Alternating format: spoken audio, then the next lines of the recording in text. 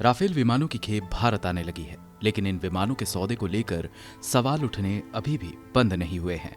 देश में चुनावी मुद्दा बनने से लेकर विपक्ष के तमाम आरोपों से गुजरते हुए राफेल सौदे को कोर्ट से हरी झंडी भी मिल चुकी है। अब फ्रांस की समाचार वेबसाइट मीडिया पार्ट ने राफेल पेपर्स नाम से आर्टिकल प्रकाशित किए हैं और इस रिपोर्ट में दावा किया गया है कि सौदे में भ्रष्टाचार हुआ है। रिपोर्ट के मुताबिक राफेल लड़ाकू विमान डील में गड़बड़ी का सबसे पहले पता फ्रांस की भ्रष्टाचार निरोधक एजेंसी एएफए को 2016 में हुए इस सौदे पर दस्तखत के बाद लगा। एएफए को ज्ञात हुआ कि राफेल बनाने वाली कंपनी दसॉल्ट एविएशन ने एक बिचौलिए को 10 लाख यूरो देने पर रजामंदी जताई थी। बता दें कि इसका खुलासा तब हुआ जब फ्रांस की एंटी करप्शन एजेंसी एएफए ने दसॉल्ट के खातों का ऑडिट किया। मीडिया रिपोर्ट के मुताबिक खुलासा होने पर दसॉल्ट ने सफाई में कहा था कि इन पैसों का इस्तेमाल राफेल लड़ाकू विमान के 50 बड़े मॉडल बनाने में हुआ था, लेकिन ऐसे कोई मॉडल बने ही नहीं थे।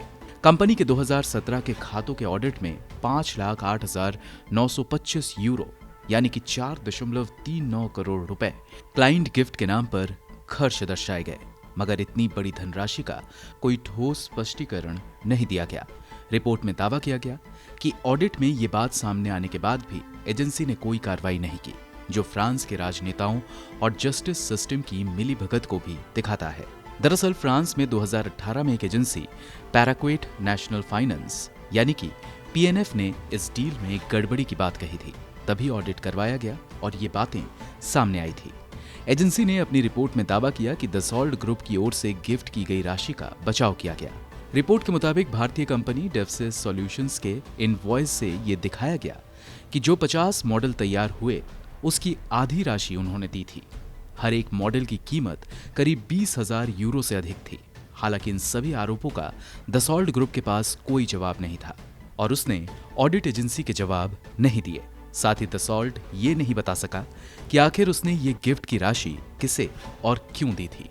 मीडिया पार्ट की रिपोर्ट में बताया गया है कि मॉडल बनाने का काम कथित तौर पर भारत की कंपनी डेवसिस सॉल्यूशंस को दिया गया।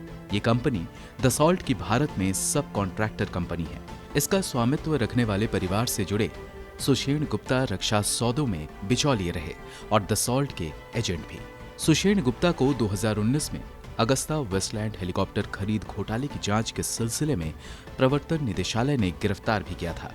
मीडिया पार्ट के अनुसार सुषेण गुप्ता ने ही दसॉल्ट एविएशन को मार्च 2017 में राफेल मॉडल बनाने के काम का बिल दिया था।